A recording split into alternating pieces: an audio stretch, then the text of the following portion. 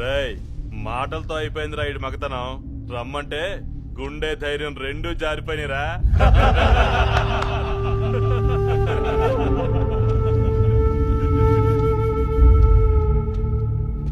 పగోడ్ని ప్రేమించాలని నువ్వు చెప్పిన మగతనం నేను ట్రై చేస్తా,